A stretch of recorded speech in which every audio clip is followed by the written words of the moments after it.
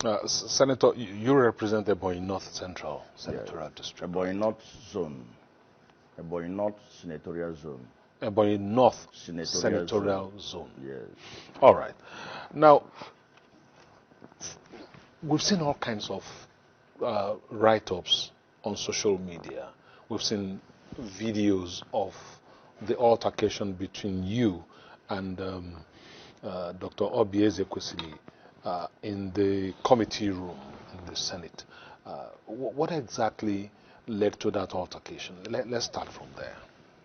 Well, I must tell you that what happened on the state date is avoidable, least expected, because I went there as a witness, following the invitation extended to me by the Senate Committee on Public Petition.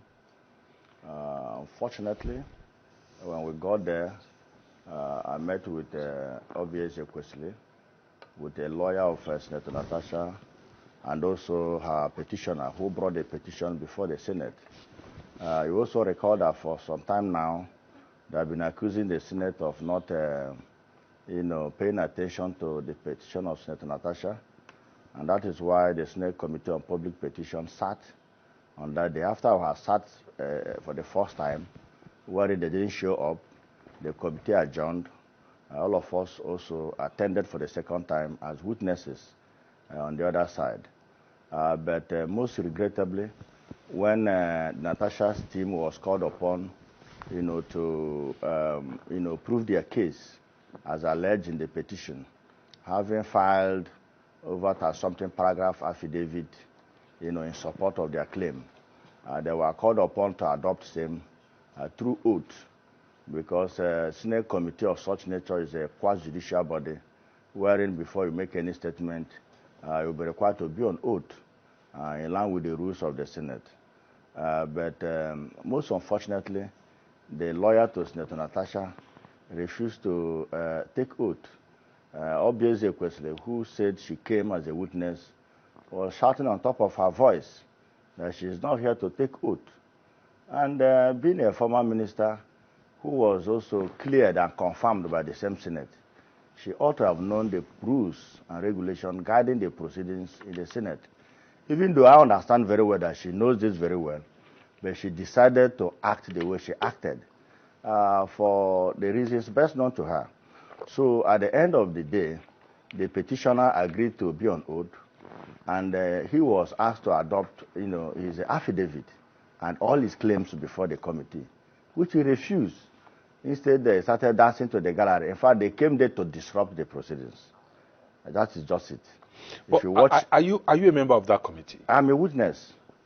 Are you a member of that committee? I'm not a member of the committee. Okay, because I went there as a from your witness. narrative now. I went there as a witness, just like they brought their own witness. Exactly. So from your narrative now, it makes me wonder why that altercation happened at all. I'm coming to that. Because I think the fact that Dr. Ezekwesili didn't want to take the oath, as you claimed, should have been something handled by either the chair of the committee or one of the members. I'm just laying a background. I didn't say that her failure to take the oath brought about the altercation. I'll get to that. So when they exhausted their time, we were called on our own side, to reply them, even though they have failed to adopt, their case in line with the rules of the Senate. So I raised my hand. If you watch the video, I raised my hand, and the chairman said, yes, witness, what have you to say? Because that was still at the preliminary stage. So I was to say that we are ready to go on. Because if you are in court, and let me say somebody who brought you before the court is not ready to prove his case, the court can ask you to go on in your defense based on what is before the court. So immediately the chairman gave me audience to speak. The woman turned to me, pointing finger at me and said, will you shut up? I endured it. I said, ma, you don't address me like that. So will you shut up, you hooligan? That was when I got angry, and I told her that for a mother of your level, a person that have attained all this level in life, you claim to be the leader of women in Africa. You have been a former minister of the Federal Republic. For you to come to the Senate, even if I'm not a senator, for you to talk down on a man this way, it means that your husband is passing through hell. It means that your upbringing as a child is questionable. It means that you don't know why you are there. It means that you don't even understand the institution you are. Maybe she doesn't know me. But even at that, even if she doesn't know I'm a senator, as a person, I can't talk to my wife like that in public. I can't talk to my driver like that in public. I can't talk to any woman that way in my life. I've never done that in my life. I respect women. I'm one of the people that have been championing the rights and privileges of women. As a legal practitioner, I've won so many cases in favor of women that were denied the right of inheriting their father's property because their father had no male child. I won so many cases pro bono. The facts are there. If you go to Ebonyi State, you will see them. I'm one of the leaders from the Southeast that have a program of building houses for widows, sponsoring their children in school. I have over 300 of them. All these are to show the respect and regard and love I have for women. But for a woman to get up in public and tell me to shut up my mouth and call me a hooligan, a red cap chief in Igbo land, that I've made my mark, that I've made my contribution, I stood for election, I have a vote of over 500 people to be in the Senate, and somebody who has never won a ward councillor to come to my office and tell me to shut up my mouth and call me a hooligan. This is unacceptable, and I'm going to take her up within the Igbo traditional leadership, because it never happened. Never happened. You're going to take her off? Yes.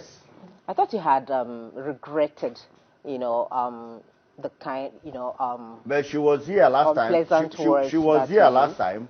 She was here last time trying to prove the impossible. I expect her by now to show serious remorse and tender unreserved apologies to me. Because in the first place, I was not referring to her. The committee chairman gave me the opportunity to speak.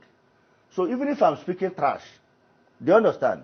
It's not in her, this thing to ask me to shut up my mouth. Because I'm not addressing her. And I've not even started speaking. So are you taking back the regret you I expressed? take it back completely. She doesn't deserve it. Really? I thought I was talking to a mother, but I can see she's far from that. She deserves no honor. And like I said, and I maintained it, all these positions are ascended into in life. She was there by mistake. It was now that Nigerians... Senator Nwaebonyi. It is now that Nigerians... Let me finish. Senator Nwaebonyi, you are also in a public space, yes, on TV, national television. Yes. So it will also be good for us to also apply decorum in our language. We don't want what happened at that you're sitting to repeat here on national television, because at the end of the day... What have I said that is out of decorum? No, I'm just telling you. So except you're being sentimental. What have I said? What I'm saying is just a word of caution, so that we don't This is not about... I'm on my words. I'm not saying you have said anything. That is it. So I'm only saying that the level of anger, yes, that you already have. But you heard what she said here. That I must reply her in the same tone. I expected you to play what she said because I watched her. We played it a bit. So what did you say to her? It didn't caution her the way I cautioned. That is the problem we have with women. We did. We caution any guest on set, irrespective of who you are. Very good. We don't allow anybody to use language, because even the laws will come against us if we do. So that is very clear. Very so let's get back to the discussion. I was happy when I saw that you're saying you regret, even though you maintain your stand, that you were hurt. Now. Because the person I'm addressing didn't do... You can't push a man and tell him how to fall. You can't push a man and tell him how to fall. What gave her the impetus to speak to me that way? I have no regret on what I've said against her. No, I mainly repeated what she said. Yeah, she called me hooligan and I called her hooligan. If I remember the statement you made, you said, yes, even though you were hurt by what she told you, by telling you to shut up, and in Igbo tradition, it's not done. A man is a man, irrespective of your age. But you said, because she's a mother, that maybe you wouldn't have gone that way. I tried that statement. Because she went ahead to prove the impossible, to still maintain that what she did was good. Who does that? You've erred. The only way you can remedy it is for you to come to yourself and apologize. But she's not doing that. Instead, she's going ahead still trying to prove the impossible, trying to prove the falsehood. But I'm happy she admitted before the war that she asked me to shut up my mouth. So what gave room to that? That is true. That's what I expect you to ask her. And you didn't do that. Well, you didn't answer that very vital question. Senator, what gave room just hold on. Senator to shut up his mouth? Let's play that clip back now, so we all listen to it again, and then we can address it properly. An opportunity for the entire country to understand how deeply ingrained in the way that we have dialogues in our country. This matter of Senator Natasha at that plenary session being beat down by predominantly men. She was literally the only woman in the Senate that day, and so a conversation was made impossible to happen.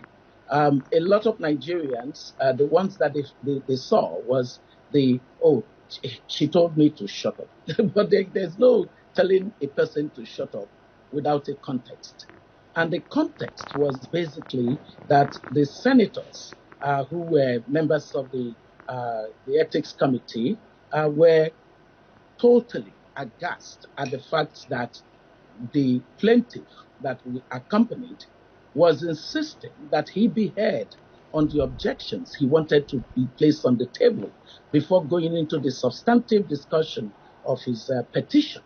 And in the way they were really muzzling him, the two of us who had initially said alongside with him that we would wait until the objections that he was raising are resolved in order to swear into the statements that we would be making. I was going to make statements on an expert basis because as chair of Women Political Leadership, a body that brings together all women in top political positions around the world, presidents, prime ministers, parliamentarians, I was going to provide the information on how it is important for Nigeria to not sweep this under the rug, that countries around the world have faced similar situations and that these are the ways that they addressed it in order to restore the concept of fair hearing and justice,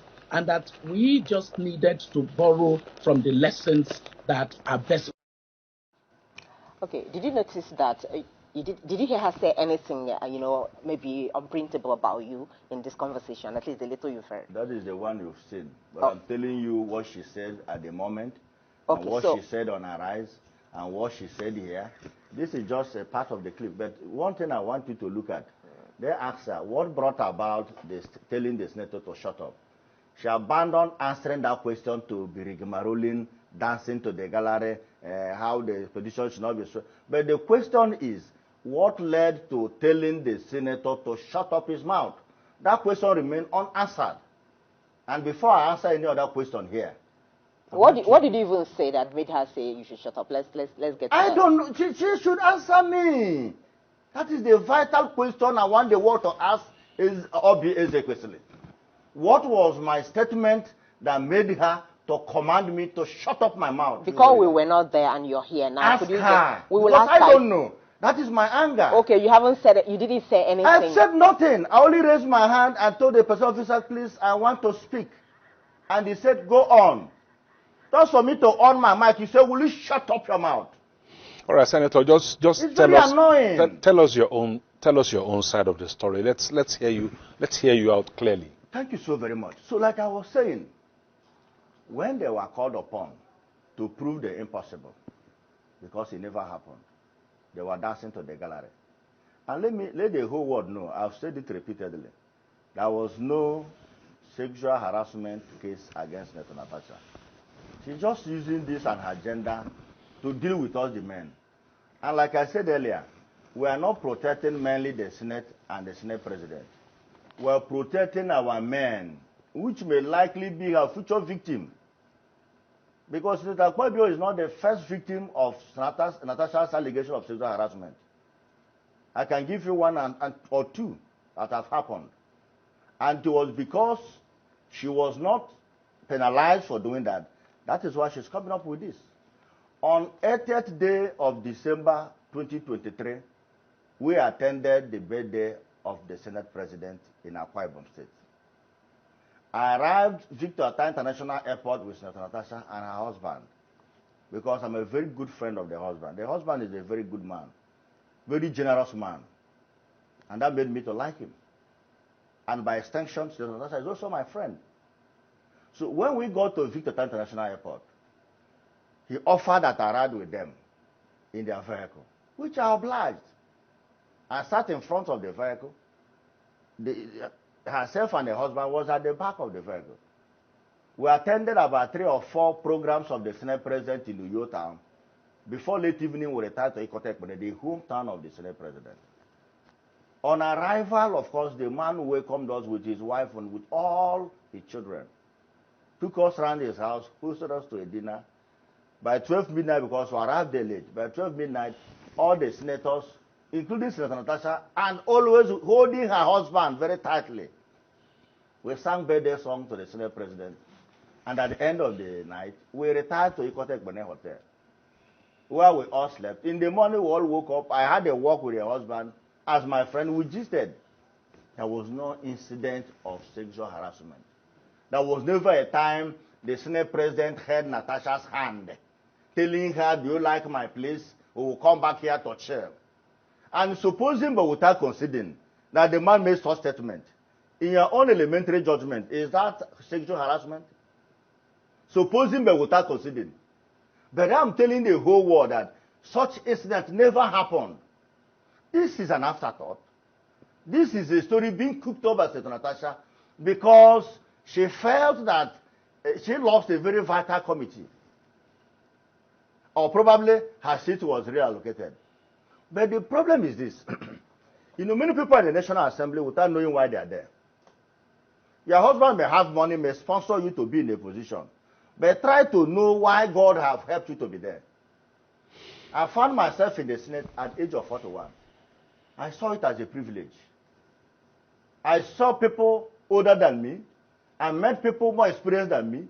Former governors, former ministers, great leaders that I've been hearing their name even from my secondary school days. But I was privileged to be among them. So what did I do? I have to calm down. I have to learn their steps. I have to know what this institution is all about. And what is the institution about? It's all about an opportunity for you to speak for your people. It's an opportunity for you to say, in my place we don't have road. Please, the executive, can you do 1 kilometer of road in my honor? It's an opportunity to say, Your Excellency, Mr. President, we don't have social amenities in my area. Because that's the rationale behind creating federal constituencies and senatorial zones. To give more effective representation to Nigerian people and to make sure that minorities are taken care of. Because you can come to a state, you see some tribe, they may not be heard when it comes to the platform of state power. But through federal constituency, such people can be represented. But let's get back to the issue at hand. Yes. Because now you're telling us about your experience, yes, how you settled into the Senate. Yes. But the issue really here is, because I've seen the clip of what transpired in the committee room in the Senate. I have watched the interview of Dr. Ezekwesili on Arise TV. It's only your response that have not been opportuned to listen to. Now, and I'm wondering, wasn't there any other option to you at that point, even when she said, "Shut up"? No, we're going somewhere. You can't take me back. We'll finish that angle. No, I'm not. You want to I'm not. I'm coming. Why I'm saying this, I'm laying a background of why Senator Natasha is raising this false alarm. And I am trying to give a foundation of why we're in the Senate. Because if she understands why she's in the Senate, she is not there to be a committee chairman or to sit in a particular seat. Senate has rules. And the rule is that the presiding officer, through the office of the chief whip, will assign a seat to you.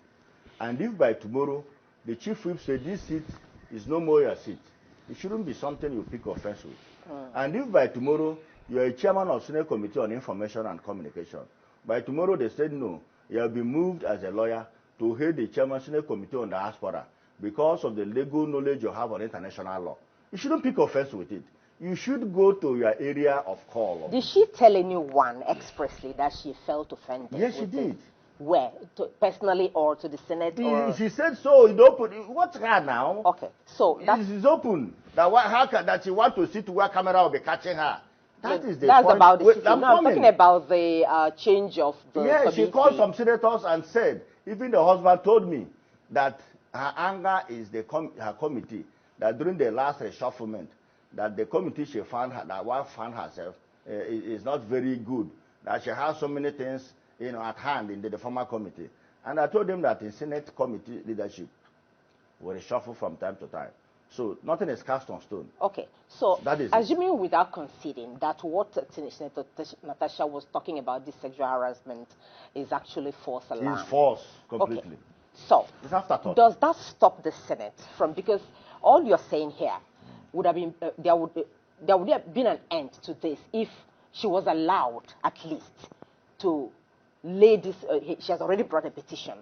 Look at this issue, hear her out, and then look at both sides of the situation and arrive at a conclusion after investigation. If you watch what transpired at the plenary, on the very first day the issue of seat came up, you can't ask that question. Because she was asked, the chief whip called her order to order 6 rule 1 and 2 of the Senate rules that says you cannot speak outside the seat allocated to you. So what a wise person would have done is to move to that next seat and say point of order, and she will be heard.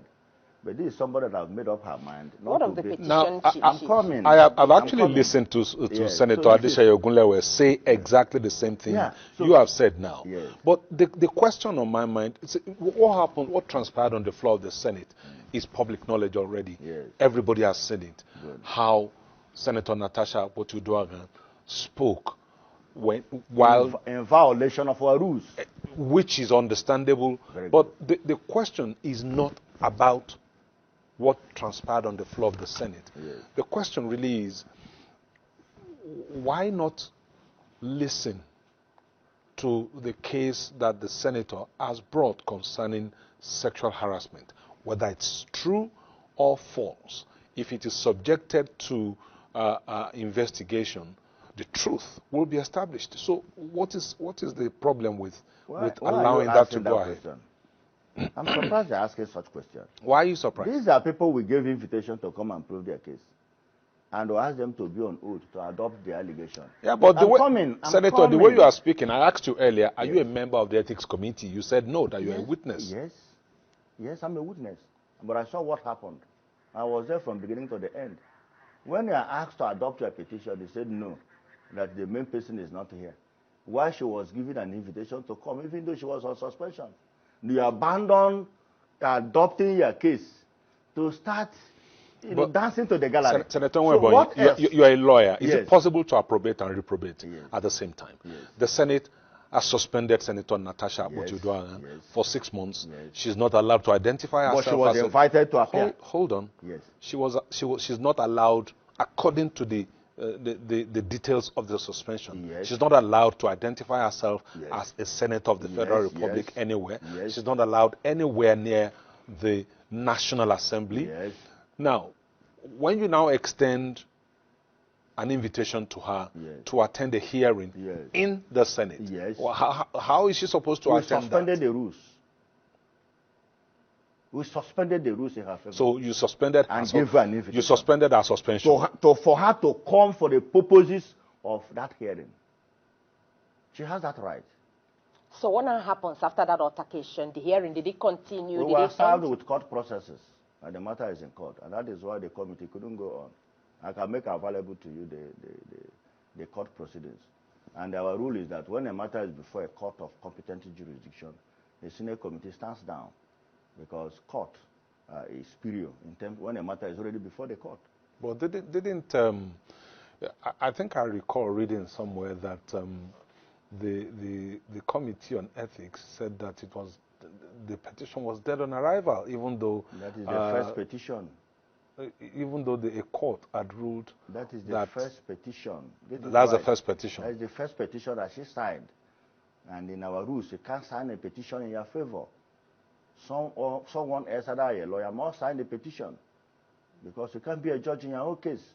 Somebody must present your case. Then you come and prove it.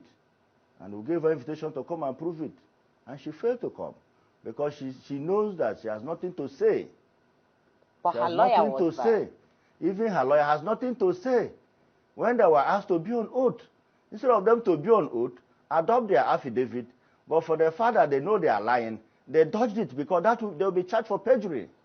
I thought I heard the lawyer say that probably he does not have confidence in the committee based on earlier comments. Then take the oath and tell the world what you know. Then you leave.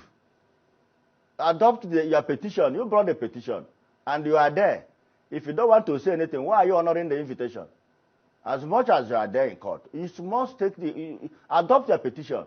Even if you don't have confidence, in the committee, adopt your petition, and then go and tell the world that you have adopted your petition. I stand by this petition, but I have no confidence on these people to continue hearing the matter. That is the way to go. People should not mislead Nigerians. We are too big to be misled by very few people who are out just to tarnish image of some people for political reasons. These are the handwork of the opposition, but we are not deterred. We are focused to serve Nigerians, and you can see, even at a point I said, I'm not going to talk about this. It's behind us. We are elected to make laws and formulate policies that will help Nigerians, and we are doing that. You can see just few weeks back, we passed a lot of development commission bills into act to create more opportunity to serve Nigerians. So that is why we are there, not to discuss from time to time irrelevant issues. So if you have another question, please. At the end of the day, it was just between Natasha and, Senator Akpabio based on the allegation. It's not between Senator Natasha and Akpabio. It's between Senator Natasha and Nigerian Senate. Get it right. The Nigerian Senate is calling Akpabio because Akpabio is the head of the parliament. She didn't say everyone in the Senate that you harassed her or sexually harassed her. But I'm telling you, I was there. It never happened. Were you with the Senate President at every point in that if what he's saying is true, what is the proper channel to report it? Is it to go to international? Is it to go to media and report it? Has she reported to the police? Did she go to DSS? She knows what she's doing.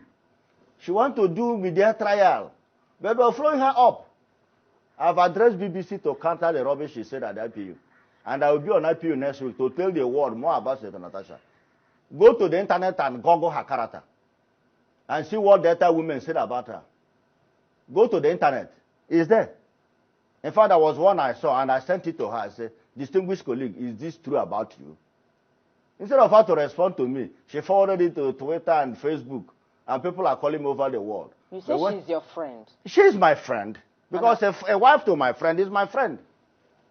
So at what point did you... And we are the same age bracket. At what I'm 43, she's 45. At what point did so we are lucky to be in the Senate. So we should respect the elders. Not undermining our right anyway. But we must learn. All right, Senator Nwaebonyi, you said she's your friend, her husband is your friend. Yes. So in the spirit of friendship, what are the options do you think that you think are open to you as a person? I'm the only person. If you call the husband, she will tell you. When this matter started, I called the husband. I told you, Chief, I call him His Majesty. The way your wife is going is not the best. That he lost a committee is not a grant for her to accuse an innocent man. Life is spiritual. Everything is not about politics. Life is more of spiritual things. Talk is cheap. You can get up now and accuse me that I did so thing. When you know I didn't do so, God has a way of paying such people back in a very dangerous way. Because the measure you give is what you take. She has a male child. What happens when her child becomes Senate President tomorrow? And another woman comes up to accuse her son falsely for sexual harassment. How will she feel? So it's not good. It's not good for such a woman to come up and accuse an innocent man, a man that is old enough to be your father, Are you aware that someone had accused the Senate President of the same thing before now? Did she prove it? She didn't prove it. People should not take advantage of the fact that the Senate President is a handsome man. If you make advances to him and they refuse, you start accusing him. It's not good. It's not Joy Emodia, what do they call her? Former MD of NDDC. Sorry, Senator. She's the one that brought it. Senator, please. I can go into that. Please, Senator Nwaebonyi. She didn't prove it. Senator Nwaebonyi. Yes, I'm here. I'd like to ask you, please address other people. I'm addressing what she said. When you say so and so, or what do they call her, it is also not very complimentary. We'd like you to just tone down on the rhetoric. Well, I'm just trying to answer her question. She said somebody else. The issue that I would like to prove it. Senator, yes. My final question to you will be this: what about the principle of fair hearing? Whether it is right or wrong, whether her claims are false, or they are contrived, or they are conjectured, shouldn't she be heard? Shouldn't both parties be allowed to speak? Because we're talking about the Senate of the Federal Republic. Yes. It's not just one small organization somewhere. Thank you. And one of the key things about fair hearing is that both parties be heard out. Thank you. What stops fair hearing, the principle of fair hearing, from coming into place now? No, it's wrong for you to say so. Why do you say it's wrong for me to say so? The principle of fair hearing constituted a committee to hear both parties, and both parties appeared. So how can you say there is no principle of fair hearing? You can't say so. That's why we consider a committee headed by a senior lawyer, senior advocate of Nigeria. People cannot vote over. So how can you bring us such question? No, please withdraw that question. Please. I won't withdraw it. No, it's wrong. It's wrong. A committee was set up by the Senate in respect to that principle of fair hearing, and you are still asking why was it not observed. No, I don't take that from you. You can ask another question. So what happens going forward now? Because the matter is in court. The matter is in court. We expect the court to rule. Will you say that court is biased, or the Senate is influencing the court? All right, Senator, we'll have to wait. We'll have to wait until the court rules. Simple. But my job is to ask questions. Yes, but you ask. Yours is to answer. Yours is to answer. But if I ask the one that is wrong, I'll say no. I'm not going to come to the floor of the Senate or to your office in the Senate to teach you how to be a senator. You can contest and come. I can, I was not there. Until then, I won't come to your office in the Senate and teach you how to do your job. And you can't come to my office and tell me to shut up my mouth. No, I won't do that. Just like I can't tell you to shut up your mouth. But you just told me that I was wrong because you are trying to teach me my job. No, you said we didn't observe the principle of fair hearing. But it's okay. But I said no. You saw the committee. We are analyzing the outcome of the committee, and you are still saying we didn't observe principle of fair hearing. No, that is wrong. Senator Nwaebonyi. That is wrong. Senator Nwaebonyi. Thank you, sir. We thank you very much for coming on the show this morning, and of course, telling your own side of the story we've been talking to.